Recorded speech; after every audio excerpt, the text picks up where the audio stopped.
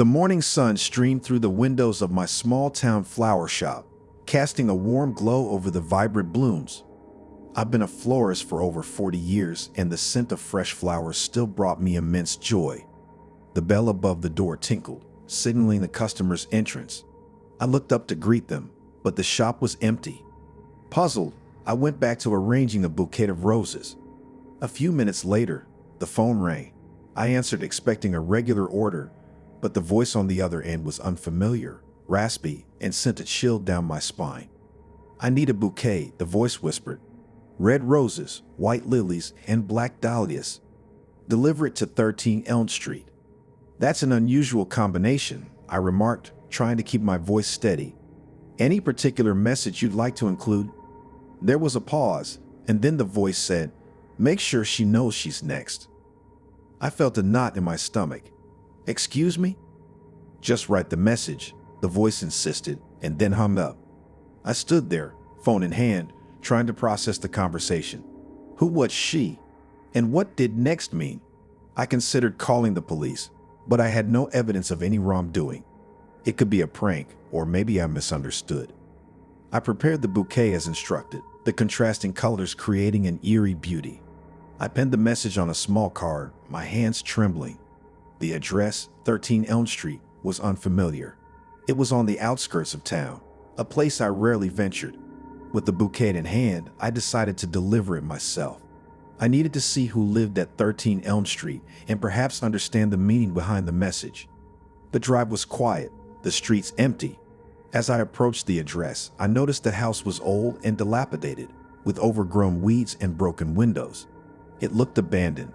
Hesitating, I approached the front door and rang the bell. No answer.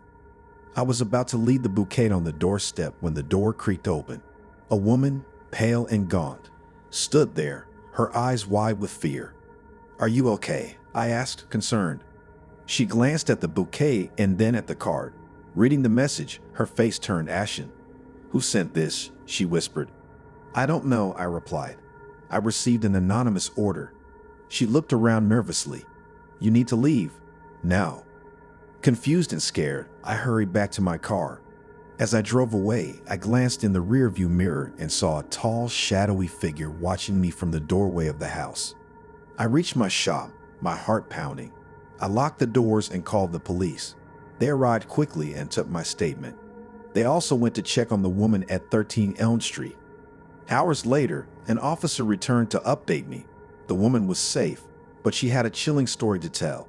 She had been in witness protection after testifying against a dangerous criminal. The bouquet was a message, a warning that they had found her. The police relocated her immediately, and I was less shaken, realizing the gravity of what had transpired. The seemingly innocent bouquet had carried a deadly message, and I had been an unwitting messenger. The incident haunted me for years. I became more cautious, screening my orders and customers. The small-town charm of my flower shop was forever tainted by the memory of that eerie morning and the message in the petals. The sun was high in the sky, casting a harsh light over the local garage where I worked. The midday heat was stifling, and the scent of oil and gasoline filled the air. I wiped the sweat from my brow, taking a moment to appreciate the quiet. It was rare for the garage to be this silent at this hour. A car pulled up, an old, battered sedan with a faded paint job. It looked like it had seen better days. The driver's side door opened, and a tall man in a black suit stepped out. He looked out of place, too polished for this dusty town. His eyes, hidden behind dark sunglasses, scanned the surroundings before settling on me. "Are you the mechanic?" he asked, his voice smooth but carrying an underlying tension. I nodded. "That's me. What can I do for you?" He handed me the car keys, and I noticed a folded piece of paper tucked into the keyring. "Just a tune-up," he said. "But whatever you do, don't look in the trunk." I raised an eyebrow, intrigued. "Why not?" He hesitated for a moment, then said, "Just a personal request. Can you respect that?" I shrugged. "Sure, it's your car. I'll have it ready by evening." He nodded. "I'll be back then," and walked away without another word. Curiosity gnawed at me. What was in that trunk? I unfolded the note attached to the keys. It read, "Do not open the trunk. for your own safety." The warning only fueled my curiosity, but I had work to do. I began the tune-up, but my thoughts kept drifting back to the trunk. The car itself was ordinary, but the weight of the secret it held was palpable. Hours passed and I was almost done. The sun began its descent, casting long shadows across the garage. The silence was broken only by the occasional clang of tools. I was alone, the other mechanics having left for the day. I couldn't resist any longer. I approached the trunk, my heart racing. The note's warning echoed in my mind, but I had to know.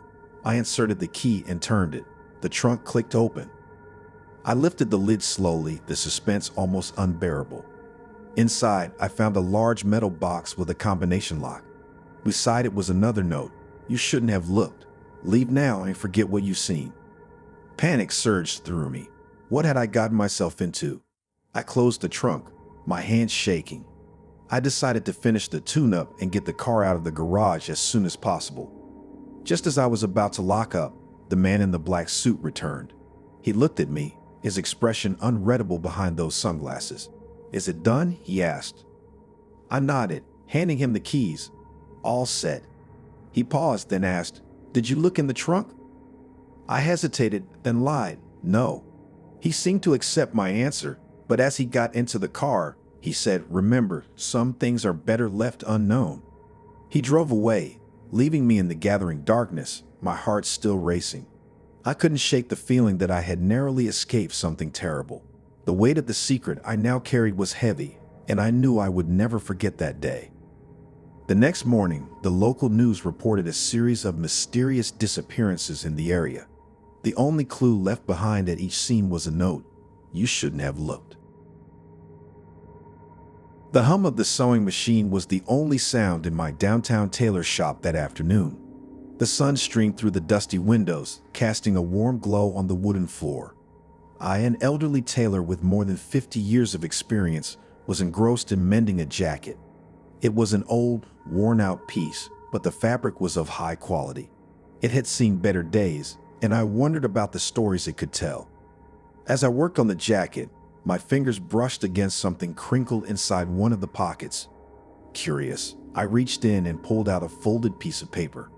It was a note written in a hurried scrawl. "They know. Meet me at the old bridge by midnight. Bring the money or they'll find out about us. Don't trust anyone." A shiver ran down my spine. I looked around, half expecting someone to be watching me, but the shop was empty.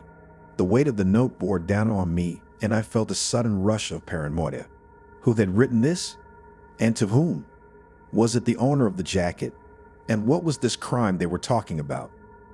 I tried to shake off the feeling and went back to my work, but the note's words echoed in my mind. The afternoon sun began to wane, casting long shadows on the floor. Every creak of the wooden panels, every rustle of fabric made me jump. I felt like I was being watched, like I had unwittingly become a part of some dark secret. A bell jingled, signaling a customer's entrance. I looked up to see a tall, gaunt man with piercing eyes staring at me. He wore a hat that cast a shadow over his face, but I could see the sharp contours of his cheekbones and the tension in his jaw. "Is my jacket ready?" he asked in a deep, gravelly voice. I hesitated for a moment, then handed him the mended jacket, deliberately avoiding his gaze. He put it on and reached into the pocket, his eyes widening slightly when he realized the note was missing. "Where is it?" he demanded. I feigned ignorance. "Where's what?" He took a step closer, his eyes boring into mine. "The note, where is it?" I swallowed hard, my heart racing. "I don't know what you're talking about." He looked around the shop, his gaze settling on the trash bin where I had thrown the note. He retrieved it and read it, his expression darkening. "You've read it?" he stated, more than asked. I nodded, unable to speak. The atmosphere in the shop grew thick with tension. The man's presence was suffocating, and I felt trapped. He leaned in, his face inches from mine. "You shouldn't have," he whispered menacingly. Suddenly, the bell jingled again. A police officer walked in, his hand resting on his holster. "Is everything okay here?" he asked, eyeing the stranger. The man straightened up, his demeanor changing instantly. "Just collecting my jacket," he replied smoothly. flashing a smile that didn't reach his eyes. The officer nodded but didn't leave. The stranger paid for the mending and left, but not before giving me one last chilling look. The officer approached me. "You okay?" he asked. I nodded, still in shock. "Who was that?" I whispered. The officer sighed. "I don't know. I saw a suspicious car and came in to check if everything is okay with you." I shuddered, realizing how close I had come to danger. The note, the stranger, the crime, it all felt surreal. The officer patted my shoulder. "Stay safe," he said, leaving the shop. As the sun set, casting the shop in darkness, I locked up and headed home, the weight of the day's events heavy on my shoulders. The city's secrets, once hidden in the folds of a jacket, had been laid bare, and I had been a witness to its dark underbelly. The next day, I read in the newspaper about the incident under the bridge. The tall, gaunt man's picture was on the front page. He had been found dead near the old bridge, the very place mentioned in the note. The city's secrets had claimed another victim, and I couldn't help but feel a chill run down my spine, grateful for my narrow escape.